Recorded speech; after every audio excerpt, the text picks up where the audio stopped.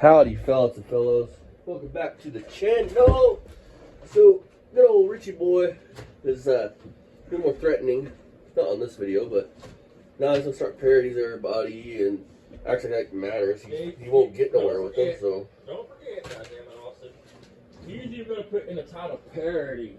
Because somewhere in his head, we threatened to sue him. Yeah. We're the ones that threatened to sue people and we're cock collars here. Yeah. You know what I mean? We're the ones. So, Dad and me are going to review this. And, this fender's junk. Nobody would fix this fender. Okay, here's the second video. A little more in depth. This is going to show you his body work skills. Now, this fender had to be taken off the car which are non-existent. Down here, it looked like garbage. It still does, but I have to straighten it out. And the last person that did this actually welded this fender to the runner board underneath, which is a no-no. That is junk, guys. So that is straight this has got to be straightened out, and it's got to be put down on wood. And a rubber mallet has to be used in order to straighten all these bumps out because they're all over the fender. You can see there's some low spots in here where it's got to be straightened up. Okay. You can see it looks like Richie. Now I don't need to weld here because it's already been done. This is not Bondo. This is fiberglass resin. No, Rich. Which I'm going to have to go over it again because Rich, you're so stupid. I had put too much on there the first time. Fiberglass resin is in some liquid. areas and too little. Resin goes on top of mat, and that's what makes a fiberglass panel. You have resin, which is liquid, then you have the fiberglass that's actually fiberglass is in a mat.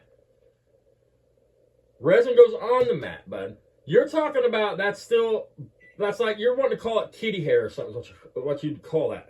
I mean, I can't think of a good term for it besides that right now. I mean, it's basically Bondo with fiberglass in it. If anything, to me it looks like regular Bondo, but I mean, it's definitely not fiberglass matte. Look at it. I mean, you don't see no strands in that shit. Fucking genius. In some other areas. So, once I get this molding part of the fender straightened out till it drops down to here, it'll be nothing. But it's got to be squared here, so this has to come out because that's indented, and so is this here. Okay. Once that comes out, then I can flatten the rest of this stuff, and then I can use some fiberglass resin on that in order to bring the lows up to the highs. The highs are actually the dull spot that you sand. The lows are actually the glossy areas. So if you paint the fender and you put resin on top of it, okay, and you start sanding, okay, and all of a sudden you get low spots will be glossy. Your high spots will be sanded, okay, and they'll be dull. He's right. So you want to bring all those low spots up to your high spots. No, Rich. Not even close. Metal fabricating. You want to... If you have high spots and low spots, you want it even. You don't bring all your low spots up to your high spots because then everything will be higher than the rest. To the car. I mean, there's so I'm going to much more to explain it to you in depth exactly the reason why I did what I did. So that way everybody can understand and not be like, well, this guy's an idiot. You are, and you prove it more here. Because I'm not an idiot. Okay. You're an idiot. Now, I took everything off on this side as far as the fender goes and the antenna and everything. Now, this right here is a seam that they actually, I think they welded it at one time. But because of many years of being out in different weather, climates, and everything else, he used the roofing tar from a house. So what I did was I knocked all the loose stuff off, and I put in what we call a tar sealer. You mean roofing tar? Even with here, I did a piece of metal because the original here is so thin and rotted right all along here that something needed to go up underneath the windshield and come out here and drop down. So I fabricated this piece of metal. Look at this. And I used these pop around the bright on the window. Okay. Even on the side down here, they're covered in the tar sealer. Because you never know, you might wind up with something that's nobody would ever fix that panel like that. To make sure it was completely closed off. Not anybody I know. I did the pop rivets. Or I can even think of a fatter. And then I grinded down the heads. Maybe it's a demo car. But I'm letting this bake in the sun because I only want to grind off the excess outside of the line here. I want the seal to remain there. Same with the pop rivets. Okay, So he's going to put Bondo over tar. Off here, that's and then I'm going to sand this kitty and hair. paint that. Okay. As Rich calls it, resin. You can't weld this because Bondo. it's too thin. You'll burn a hole right through it. Lies. Okay. And if it was, you would move on over until you got thicker metal. Weld this car because you don't weld this car because your welder don't work because it's the structural integrity that actually would be at risk. Same with these doors. And you don't have the capabilities to do it anyway. The metal that I put on think about the repair you just seen, folks. If he really cared about sealing up, why wouldn't you put tar under the patch? Then set the patch down on top of the tar and rivet it. So it actually be sealed all the way around. Down as best as I can. And I used pop rivets and I grinded those heads down. Now I still got some work to do on this. He wasn't even bright enough to fix the dent in the door before he tried to put it over. But it's still got to be worked yet. Look at this, folks. Okay, so, and then the bottom of the door, I actually have to bring them in. Look how dented up the patch panel he put on this. He didn't contour, because the door, it looks like that because the door is contoured. And he didn't contour the panel, he tried to put a flat panel on it. So it's obviously going to look like that. Barely any metal there. And that's why I put the metal over the top. And the same goes here. Now, a lot of people, they actually measure this out. I actually do it with a line of sight. Line of sight. In other words, I know you better get glasses in, pretty much motherfucker. how big the piece is going to have to be. And all the pop rivets will be grinded down. You do realize once you grind the head up on pop rivet, it's no longer a pop rivet, right? There. It's a nail? Okay. Look at this shit. At the seam. This so is awesome. It's going to take a very small layer of fiberglass resin.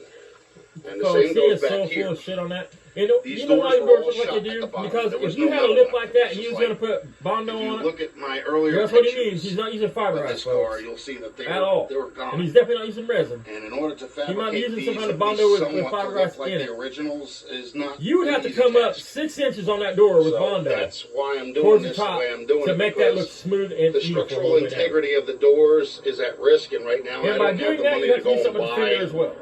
4 brand new doors for this car, so I'm doing the best with what I have. Now, let's see. All up in here, if you follow my finger, right above my fingernail, you'll see all these little, like, it looks like cancer, okay, but it's not. It's actually ratty metal. It's actually probably is cancer, but what I do is I grind this all out, every bit of it, and get it smooth. I'll use a sandpaper and fine-tune it, okay? And fine-tune it, Rich. Then what I'll do is I'll taper everything off. Taper it off. And I'll repaint it again. So that way you won't see that anymore. I mean, the car is never going to be a trailer queen car. That car is a fucking parts car at best. When it came here. You can find a more solid 4-door for $2,500 than what you got there. It's in. Here's the other piece right here. Maybe $3,000 that's for a got to be complete cut car. out. I mean, I'll get a piece of metal behind it and a piece of metal in front of it.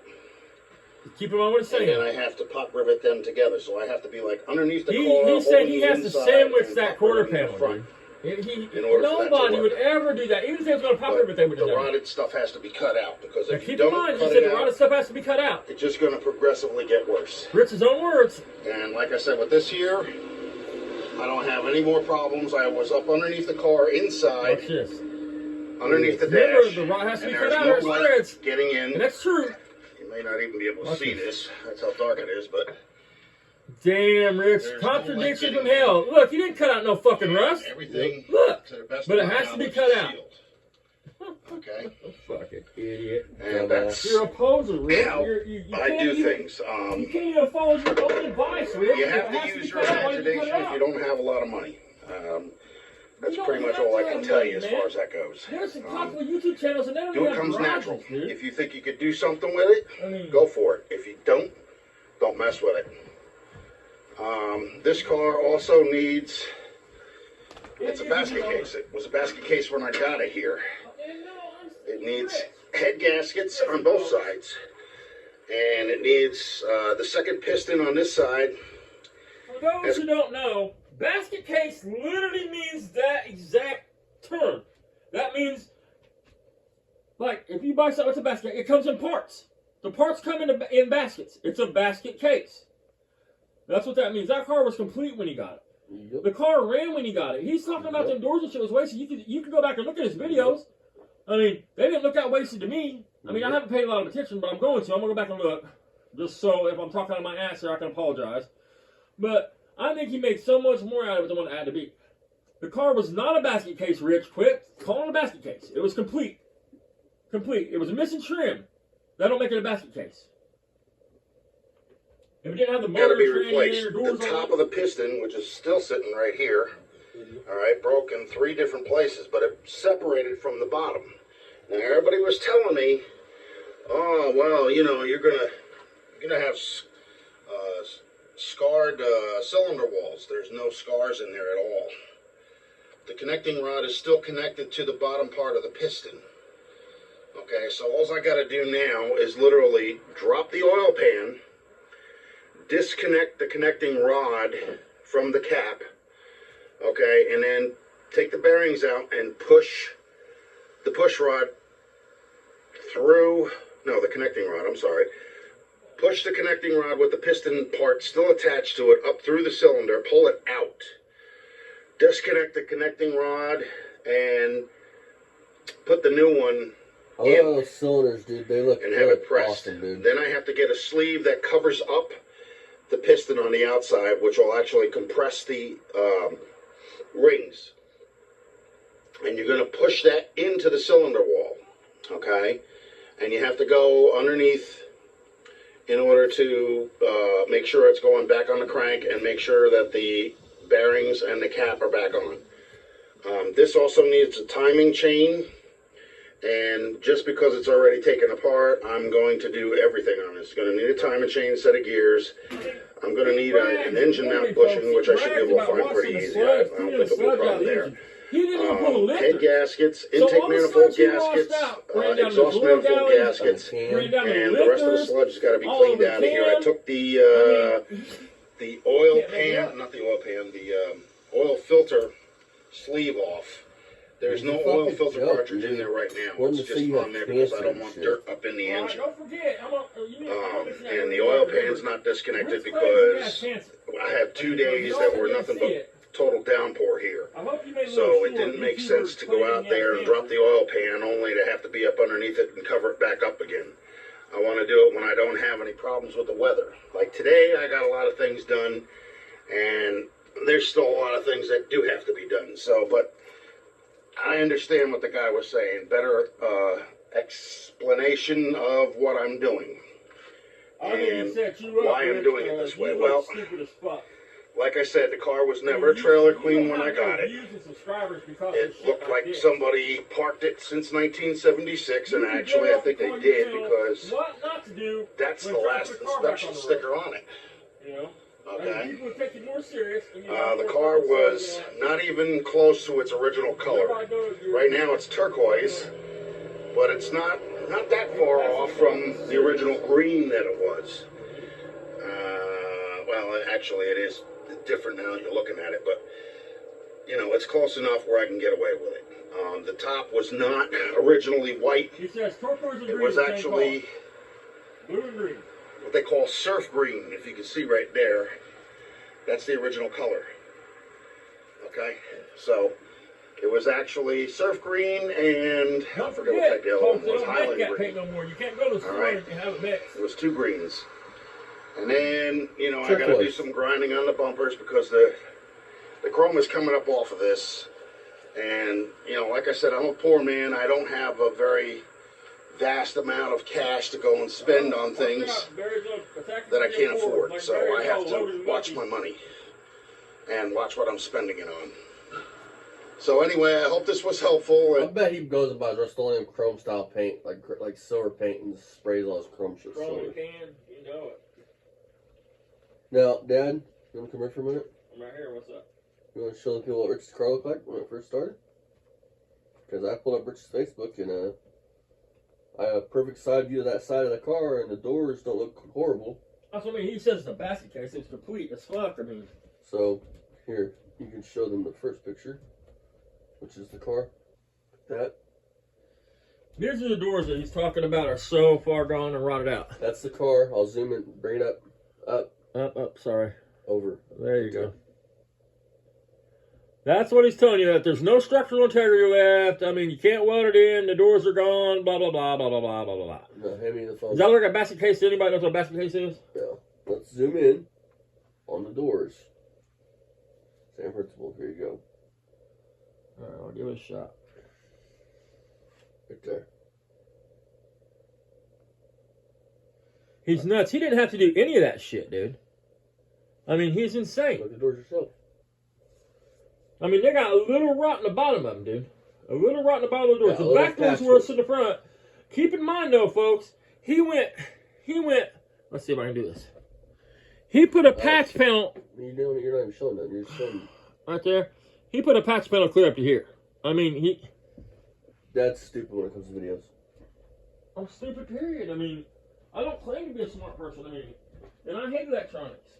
So, hard to believe that when the operating systems is like Windows 95, ME, 98, XP. I used to buy fucking computers up at Total Wall Street. I put a hard drive in them and I fucking format them and program them and sell for $100. Have less videos than I do.